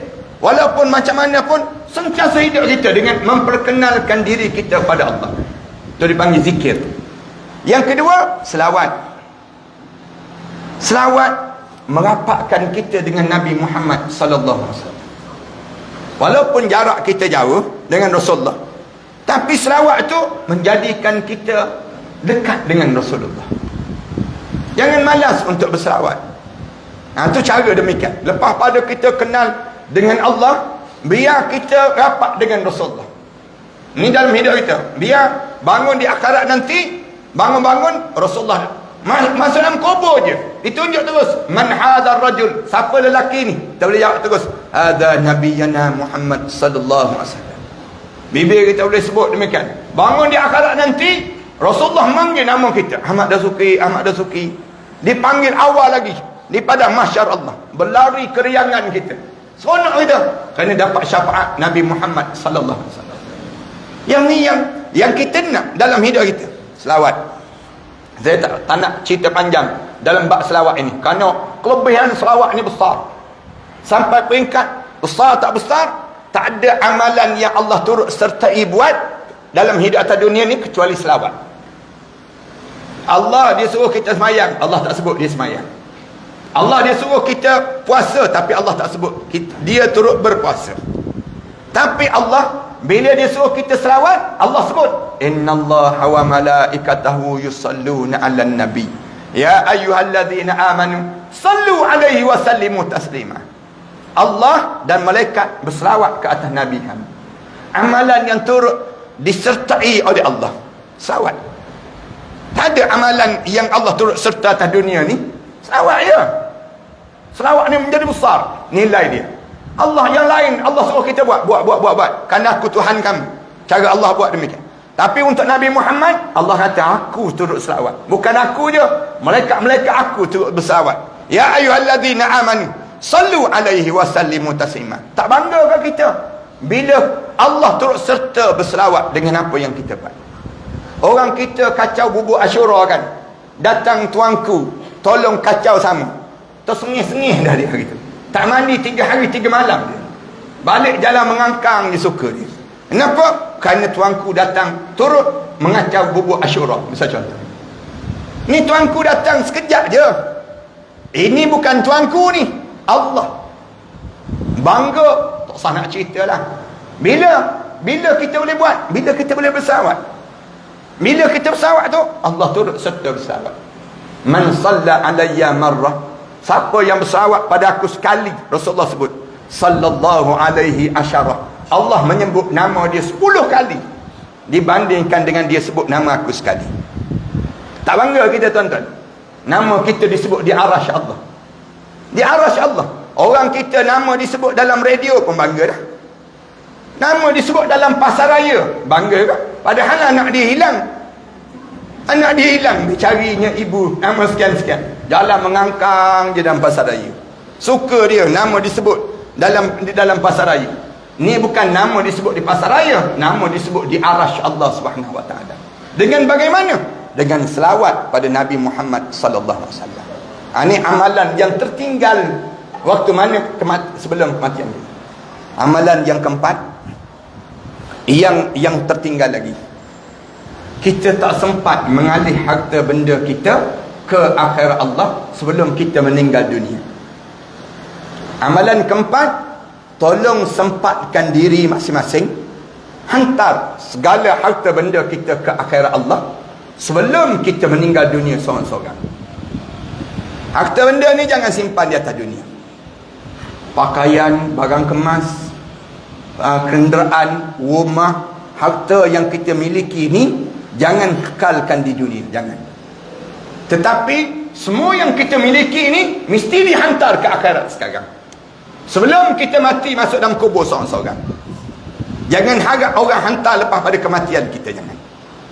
Hantarlah di saat mana kita sedang hidup sekarang. Amalan sekarang ni, kerja kita push, hantar ke akhirat. Hantar je ke akhirat. Jangan simpan di dunia. Dunia ni bukan untuk simpanan harta. Orang kita cari harta pandai, tapi nak hantar ke akhirat tak pandai. Macam mana cara nak hantar ke akhirat? Sedekah. Macam mana nak hantar ke akhirat? Wakaf. Macam mana cara nak hantar ke akhirat? Hibah, infak, apa lagi? Zakat. Ni semua cara untuk nak hantar harta benda kita ke akhirat Allah. Kita cari harta ni untuk siapa? Cari untuk kita kan? Ke kita cari untuk orang? Cari untuk kita. Rumah ni untuk siapa? Rumah ni untuk kita kan? Bukan rumah ni untuk orang kan? Bukan untuk anak-anak kita. Anak-anak kita ada rumah masing-masing kan? Ni milik kita. Sebelum kita mati, wakaf. Pergi jumpa dengan AJK seorang. Bagi tahu terus pada AJK seorang. Saya mati, isteri saya mati, rumah tu wakaf untuk seorang. Pesan awal-awal pada anak-anak, jangan pelai. Panggil anak-anak kita balik. Mak dan abah kamu ni dah umur lebih kurang 60 lebih dah. Umur confirm mati. Umur 60 tahun tak payah berangan nak jadi Perdana Menteri lagi. Umur 60 tahun dah. Umur confirm mati. Umur confirm mati. Rasulullah sebut demikian. Umur ni kalau kamu kejar dunia, memang kamu tak dapat akhirat. Memang kamu tak dapat akhirat. Terkejar-kejar dalam hidup kamu tersebut. Dalam hidup kamu ni, untuk dunia ni dah habis dah. Masa dah berakhir dah. Bagi tahu pada anak-anak kita, bila umur 60, mak dah umur 60 tahun, abah kamu pun 60 tahun. Bila mati mak, abah dan umi kamu mati, kita sebut pada anak kita, haram kalian berkelahi. Haram hukum dia. Sebut tu pada anak-anak kita. Kalian berkelahi, siapa berkelahi adik-beradik, tak tegur siapa, laknat Allah lah dalam keluarga dia. Terus sebut demikian. Ajar sikit anak-anak kita. Kenapa? Kamu berkelahi, sengsara aku dalam kubur. Bagi tahu pada anak-anak kita. Bila kita, anak-anak kita berkelahi, para hadirin sekalian ingat, boleh sama ke dalam kubur? Tak sama kalian dalam kubur. Dia berkelahi berebut harta pusaka kan? Dia sampai dia tak bertegur siapa adik-beradik ni. berebut rumah stoik ni. Rumah ni pun dia tak tinggal pun. Dia ada rumah sendiri dah. Tapi oleh kerana emosi ni, masing-masing nak kuatkan pendirian masing-masing, biarkan rumah tersebut bersemak samun. Semak samun saja rumah tersebut. Tak ada pun sampai penghuni. Masing-masing ada rumah sendiri dah. Tapi kita dalam kubur tu sengsara dalam kubur. Selagi tak selesai urusan harta pusaka, selagi itulah kita sengsara dalam kubur. Bagi tahu awal-awal pada anak-anak kita, jangan kelahi. Nambah harta ni jangan kelahi. Kemudian rumah ni jangan siapa rebut. Abah dengan mak kamu nak bawa ke akhirat. Kamu ada kenangan rumah ni, ambil je gambar-gambar kenangan. Bila meninggal dunia nanti, kamu tak nak tinggal pun rumah ni. Kamu ada rumah sendiri masing-masing. Suruh pada anak-anak kita. Kemudian rumah ni abah nak bawa ke akhirat. Macam mana nak bawa ke akhirat? Jumpa dengan AJK surau. Saya mati, isteri saya mati, rumah tu, segala barang dalam rumah tersebut, segala apa yang ada, kereta dan sebagainya, semua saya wakafkan untuk surau. Bila kita wakaf untuk surau, masuk je dalam kubur, berjumpa balik rumah kita. Tak percaya, cuba try mati sekali. Jumpa tak berjumpa? Kenapa kita boleh berjumpa balik? Kerana kita telah sempat hantar ke akhirat. Kita dah AJK surau pula umum. Kita bukan nak buat surau kat rumah tu. Rumah tu mana boleh buat surau dah, kata sebut. Habis tu nak buat macam mana? Kita kata rumah tu harga 300,000. Surau tak nak jual 300,000. Surau nak ambil duit daripada tersebut. Nak dana ni, dan nak wakaf, nak minta siapa yang beli rumah tersebut yang harga 300,000, nilaian dia surau jual 150,000 saja. 150,000 lagi, yang beli wajib datang sembahyang berjemaah di surau. Pembeli tersebut mesti datang berjemaah di surau. Kemudian syarat yang kedua, dia mati wakaf balik pada surau. Kerana harta tu menjadi banyak pada harta milik orang Islam. Dan surau ni pula anak-anak qaryah yang belajar sekolah agama, yang pergi universiti dan sebagainya, ambil je duit surau ni, tanggung mereka belajar. Kan banyak manfaat kita boleh buat. Harta benda orang Islam kembali balik pada orang Islam. Dia akan berkitab di kalangan orang Islam dan tak jatuh pada orang bukan Islam. Ini hebatnya ekonomi Islam. Dia panggil demikian. Ni kita cari harta. Orang tanya, cari harta untuk apa? Bekalan waktu tua, Ustaz. Dah tua ni kita tak guna-guna pun waktu tua. Siapa yang ajar simpan untuk bekalan hari tua? Dia jawab, KLSP, Ustaz. KLSP ajar simpanan untuk bekalan hari tu. Dah tua, tak guna-guna pun. Duit dalam akaun tu ada puluh ribu lagi. Dalam akaun tu ada ratus ribu lagi duit dalam akaun tersebut. Kan? Duit dalam akaun. Masa hidup tinggal 3 bulan lagi untuk hidup. Nak makan apa lagi atas dunia ni yang kita tak makan? Nak jalan ke mana lagi atas dunia ni? Nak pakai pakaian macam mana lagi yang kita tak nak, yang kita tak sempat beli? Dah semua dah, kita dah ada dah dalam hidup kita. Cukup dah dengan yang ada. Segala harta kita mesti dihantar ke akhirat. Hantar macam mana? Zakat, wakaf, sedekah. Tiap-tiap hari ni, setiap hari dan setiap masa dalam hidup kita ni, diajar supaya apa dia? Diajar supaya kita ni hantar ke akhirat Allah Subhanahu Wa Taala dalam kehidupan kita. Jangan sampai peringkat kitanya banyak harta di atas dunia, tapi kita tak sempat nak hantar ke akhirat. Orang kita kan dia cari harta dalam hidup dia. Dah tua dah, balik kampung buat rumah besar. Untuk apa rumah besar? Saat mana dia tua? Siap je rumah besar, beli kereta besar pula. Tak puas hati lagi, kahwin isteri besar pula dia. Masuk rumah baru. Masuk tersengih-sengih, minggu je mati dia. Dah kereta baru dapat pula isteri baru. Isteri baru pula habis je dah, kahwin suami baru. Suami baru pula petang-petang bawa kereta baru ni round kawasan kubur kita. Kita dalam kubur tu tengok macam-macam je kereta ni. Nombor pelik dia tu kita cari. Bila tengok je yang dia round tu pula, yang round tu pula satu, sekadar round saja tak apa juga, dia horn tu sakit hati. Bila dia horn tu rasa nak jadi hantu maklimah balik rumah je rasa. Membazir je cari harta untuk orang.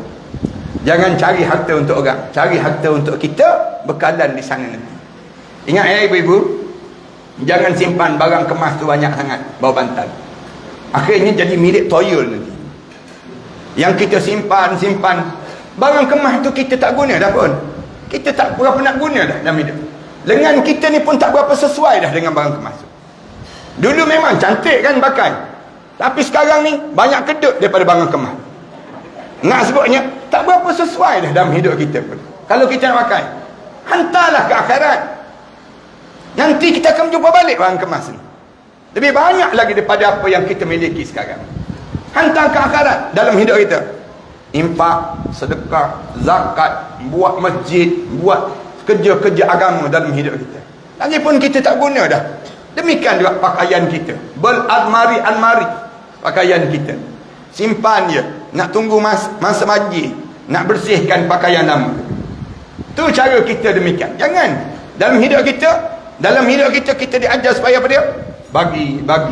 Setiap hari ni menghantar bekalan ke akhirat Allah SWT. Biar dia terus rumah di akhirat, biar ada kenderaan di akhirat, biar ada pakaian di akhirat, biar ada makanan di akhirat. Segala benda kita dah siap untuk kita di sana nanti. Yang kelima, dalam hidup kita, dosa bekalan kita ialah menyambung silaturahim seramai mungkin. Ini bekalan kita untuk kita ke sana nanti. Menyambung hubungan kita yang terputus. Yang pertama, hubungan kita terputus dengan Allah. Sambung balik hubungan dengan Allah. Dengan cara macam mana? Taubat. Ni hubungan yang terputus. Orang lelaki, hubungan terputus dengan mak dan ayah. Mak dan ayah, mak mertua dan ayah mertua.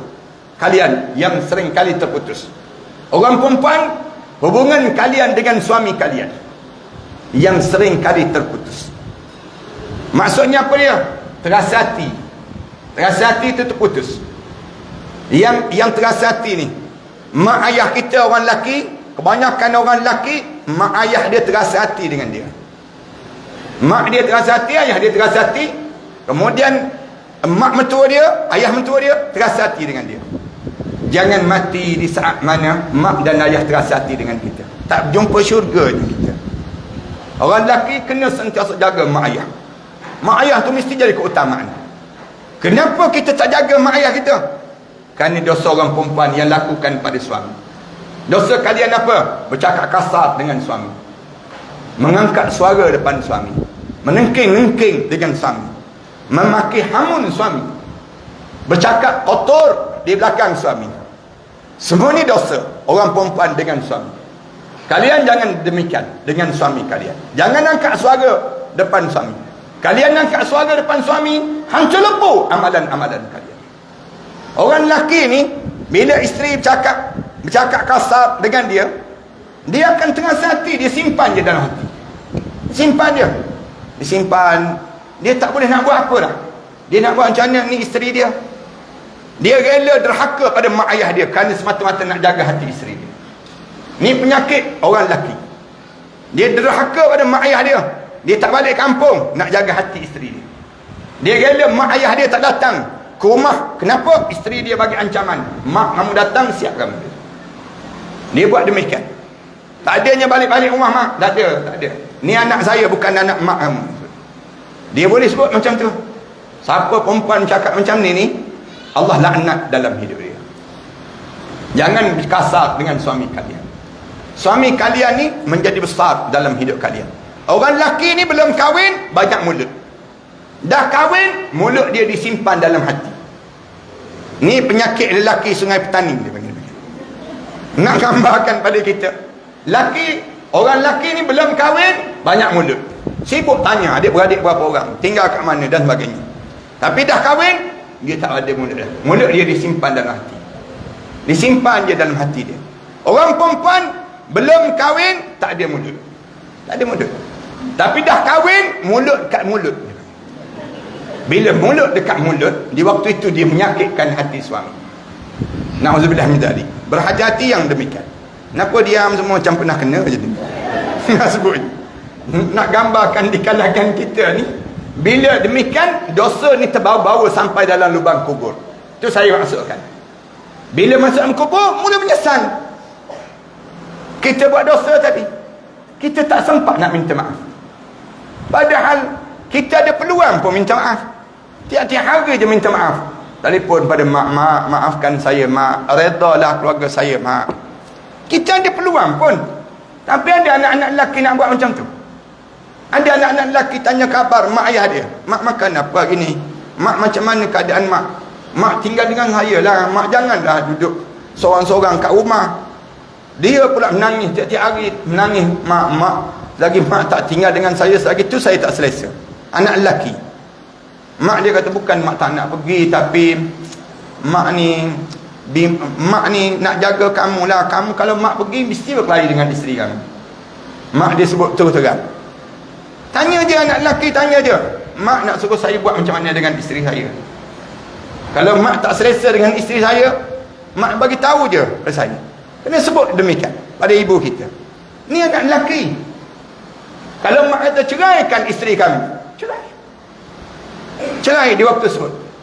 Kenapa jadi demikian? Kecuali jadi mangsa orang perempuan tu dia tak buat salah pun, tapi mak ni memang benci sungguh. Itu lain, bolehlah dibincangkan.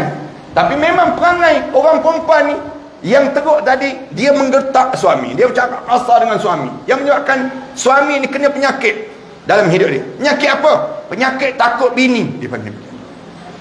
Ni penyakit yang sedang dideritai oleh Melayu lelaki terakhir Sungai Petani, dia panggil. Nak sebutnya. Bukan orang tempat ni, orang Australia. Nak gambarkan dalam hidup kita. Bila demikian, dah bertembung itu, dah bertembung. Di antara dunia dan kehendak akhirat. Kita bertembung. Kena betul terang dalam hidup kita. Sebab tu orang perempuan jangan kasar dengan suami kalian. Suami kalian ni pintu syurga dalam hidup kalian. Kalian nak masuk syurga, mesti melalui pintu tersebut. Yang besar dalam hidup. Manakala orang lelaki, syurga dia bawah telapak kaki ibu dia. Ya Allah jadikan demikian dalam hidup. Ini benda-benda yang kita kena jaga di antara kita. Dosa-dosa yang sering kali terjadi. Pastikan kita bermaaf-maafan. Maaf je bang. Abang maafkan saya bang. Saya memang mulut saya ni kadang-kadang saya tak sedar. Dia pun cepat minta maaf. Orang perempuan jangan malu nak minta maaf dengan suami. Jangan berat mulut nak minta maaf dengan suami. Ni kena ajar dalam hidup kita. Amalkan diri kita, sentiasa minta maaf. Orang lelaki jangan malu nak minta maaf dengan mak ayah. Mak mertua, ayah mertua. Sentiasa minta maaf dalam hidup kita. Ni sifat orang lelaki. Orang perempuan jangan malu. Dan tak rugi pun kita. Allah muliakan orang perempuan ni dengan Allah letakkan nama dia dalam tu badan orang perempuan. Rahim. Ar-Rahim itu nama Allah. Mana ada pada orang lelaki Ar-Rahim? Jadi tak rugi pun dengan sifat Ar-Rahim tadi. Kasih sayang yang ada pada kita ini, yang Allah letakkan nama dia dalam jasad orang perempuan, untuk kalian minta maaf dengan suami kalian. Tak rugi apa pun pada kita. Kalau kita minta maaf, yang paling kecewa siapa? Syaitan yang sedang mengugah rumah tangga kita tersebut. Ini cara dalam hidup, dalam kehidupan kita. Dosa kita. Dosa kita apa lagi? Yang kita kena perbetulkan sebelum kematian kita. Dengan anak yatim dan janda-janda, ibu-ibu yang hidup ini menjadi janda di atas dunia ini. Ini dosa yang sering kali terjadi di kalangan masyarakat. Di mana yang ini kena perbetulkan. Setiap di kalangan kita kena jaga anak yatim. Anak yatim tak boleh duduk di rumah jaga anak yatim. Dia kena duduk dengan ibu dia. Ibu dia. Dah ayah dia tak ada, dia duduk dengan ibu dia.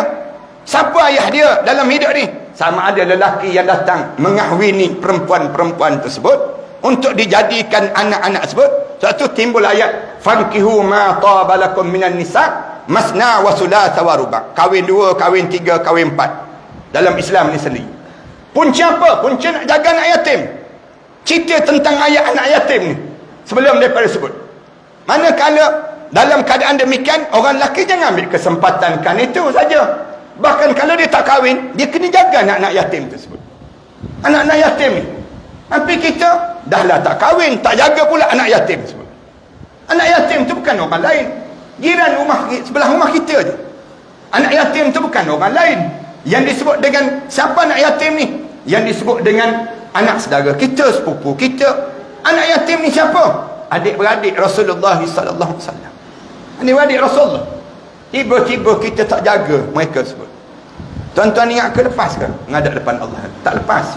Zaman Rasulullah arahkan sahabat-sahabat pergi cari rumah anak yatim. Pergi main dengan anak yatim. Kemudian lepas itu anak yatim dia rasa bangga. Kami ada ayah baru. Kami ada ayah yang ramai yang boleh jaga kami lepas pada ketiadaan ayah kami. Itu cara zaman Rasulullah. Zaman kita ni pergi main rumah anak yatim 2-3 hari. Lama-lama orang mejek terus. Itu bukan nak jaga anak yatim. Nak jaga mak yatim lah tu. Lama-lama kita pun tak peduli. Ibu-ibu yang menjaga anak yatim dia menangis. Menangis malam-malam. Kedengaran esakan tangisan tersebut. Saya cerita ni pengalaman saya. Saya jadi anak yatim usia 8 tahun. Usia saya 8 tahun. Saya jadi anak yatim. Ayah saya meninggal dunia pada usia 8 tahun. Saya tengok bagaimana sengsara ibu saya. Membesarkan saya. Bersusah payah. Malam-malam bangun tahajud malam. Menangis tak esak-esak. Nak sebutnya susah dan sukarnya jadi anak yatim.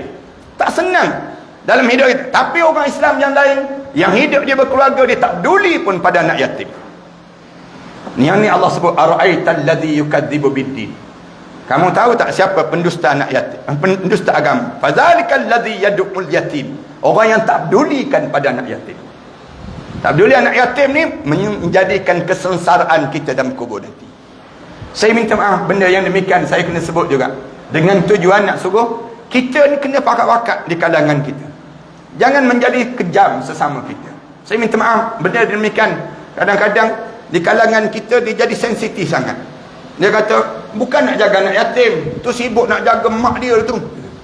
Yang akhirnya tak ada anak yatim terjaga dan terbela di kalangan kita ini sendiri. Yang ni bahaya dan dosa. Ni tambah-tambah berlaku Covid. Jadi anak yatim 1 juta orang. Di Malaysia kita ni yang jadi anak yatim hampir 1 juta orang diberitahu. 1 juta di Malaysia ke di seluruh dunia. Saya baca dalam satu artikel yang menggambarkan ramai jadi anak yatim dengan peristiwa yang berlaku di kalangan kita ini sendiri. Ini kena jaga di antara kita supaya kita buat bekalan sebelum kita dipanggil menghadap depan Allah. Saya mohon maaf kerana panjang sangat dah saya cakap ni. Daripada pagi sampai tengah hari. Jadi kuliah ni dah tak jadi duha dah. Jadi kuliah tengah hari dah dipanggil demikian. 1.5 jam saya bercakap. Saya mohon maaf di atas ketelanjuran masa ini. Dan maaf di atas ketelanjuran bahasa yang saya gunakan itu. Saya pohon moga-moga Allah jadikan kehadiran kita ini semua di kalangan kita yang datang pada pagi ini di kalangan ahli-ahli syurga Allah Subhanahu Wa Taala. Dan kita berjanji sama-sama kita kalau kita meninggal dunia, kalau ada seorang saja yang masuk dalam neraka Allah yang dah hadir pada pagi ini, saling memberi syafaatlah kita untuk menarik mereka masuk dalam syurga Allah Subhanahu Wa Taala. Mudah-mudahan demikian. Mari kita sama-sama kita tutup dengan bacaan doa. Mudah-mudahan Allah rahmati teman kita. Belum kita baca doa ni, saya nak sebut kat luar sana tu ada beberapa buah kitab yang saya karang. Saya karang kitab ni macam mana nak kesan kita kena sihir tak kena sihir. Tuan-tuan boleh baca je ayat-ayat ruqyah ni kat rumah masing-masing. Bila baca menggeletak, pening kepala, nak muntah, tanda kita sedang diganggu, sedang disihir, mengantuk dan sebagainya. Baca je. Dan setiap yang beli ataupun dapatkan kitab ni dia boleh buat ijazah dalam keluarga masing-masing. Baca ramai-ramai. Bila kita baca tu berdebar, nak muntah, rasa mengantuk, rasa tak boleh nak habiskan. Baca ramai-ramai ataupun bertompek meraung, tanda sedang berlaku sihir ataupun gangguan ataupun saka.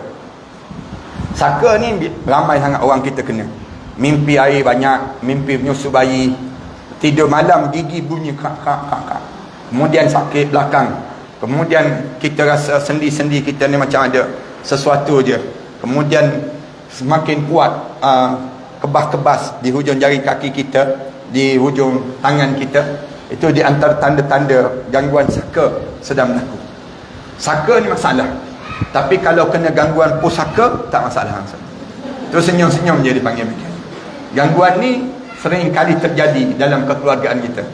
Jadi saya sendiri cadangkan supaya lepaskan gangguan saka ini, supaya kematian kita dimudahkan dan dihusnul khatimahkan di sisi Allah. Kerana gangguan saka ni pun boleh mengganggu kepada saat kematian seseorang. Dia akan jadi demikian. Saya karang persiapan menjelang kematian. Ni antara amalan zikir dan juga wirid yang saya maksudkan tadi. Zikir apa kalau kita nak baca saat mana dekat dengan kematian kita? Doktor bagi tahu oksigen kita dah semakin turun. Kemudian kita perlu ditidurkan. Ambil je kitab ni, baca pada muka surat 47. Dalam kitab ni ada satu doa yang khusus yang diajar oleh Rasulullah pada Abu Hurairah radhiyallahu anhu. Saya dapat hadis ini ketika mana saya belajar di Universiti Al-Azhar Mesir. Kemudian saya dapat sanad dia. Kemudian saya ijazahkan pada semua jemaah yang memiliki kitab ini. Kemudian buat amalan dalam kitab ini. Hadis doa yang macam mana kita nak baca. Baca ketika itu kita tidur, kemudian kita mati dan tidur kita tersebut. Kerana penyakit yang kita derita itu, Allah haramkan jenazah kita dihumban ke dalam api neraka Allah. Dan Allah masukkan kita dalam syurga Allah. Hadis ni hadis yang riwayat dia kuat, yang diriwayatkan oleh Abu Hurairah radhiyallahu anhu. Saya karang lagi beberapa buah kitab ni kerana saya bangunkan ma'at tahfiz. Di belakang saya ni ada lebih kurang 6 buah sekolah tahfiz. Dah lebih kurang 14 tahun dah. Saya ambil anak yatim, orang miskin, saya tangguh mereka menghafal Quran. Anak-anak yatim ni saya suruh menghafal Quran. Kemudian mereka menghafal Quran, kita tangguh mereka. Seramai 1000 lebih pelajar. Saya buat di Pulau Langkawi. Ibu-ibu yang ada peluang, ayah yang ada peluang, jemputlah datang ke Pulau Langkawi. Saya bangunkan di antara Gunung Mak Cincang dengan Gunung Raya tu, jalan masuk ke Datai tu, saya buat sekolah Mak Tahfiz di situ. Saya beli tanah, saya dapatkan wakaf seorang makcik yang dia selesai je saya bayar tanah tersebut dan diwakafkan tanah dia tersebut. 2 minggu lepas tu dia meninggal dunia, makcik tersebut. Kemudian saya buat sekolah di tempat tersebut di Pulau Langkawi. Kemudian sekarang saya sedang bangunkan masjid. Masjid itu perlu siap lagi. Dalam lebih kurang 1 juta lagi yang diperlukan lah untuk nak siapkan masjid di Pulau Langkawi. Saya bangunkan di Kuala Terengganu pun saya buat masjid juga. Ada seorang hamba Allah, dia wakafkan tanah pada saya seluas 8 ekar setengah. Tanah dia untuk saya buat sekolah tahfiz. Saya buat sekarang ni, saya sedang bangunkan. Saya buat juga di Kelantan, di atas sawah padi. Saya tambak sawah padi tersebut, saya bangunkan ma'had tahfiz. Saya buat juga di Jalan Tok Pahang di kampung saya. Kemudian di tepi sungai, bukan sungai Pahang, sungai yang cantik daripada air terjun daripada atas tu. Kemudian saya buat sekolah tahfiz. Kemudian saya buat juga di 2 buah di Shah Alam sekolah tahfiz ini.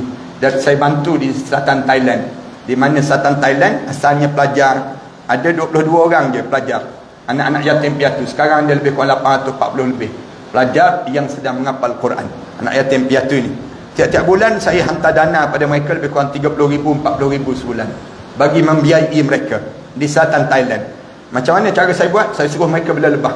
Lebah tersebut hasilkan madu. Ini madu yang dihasilkan ini mereka hantar ke Shah Alam.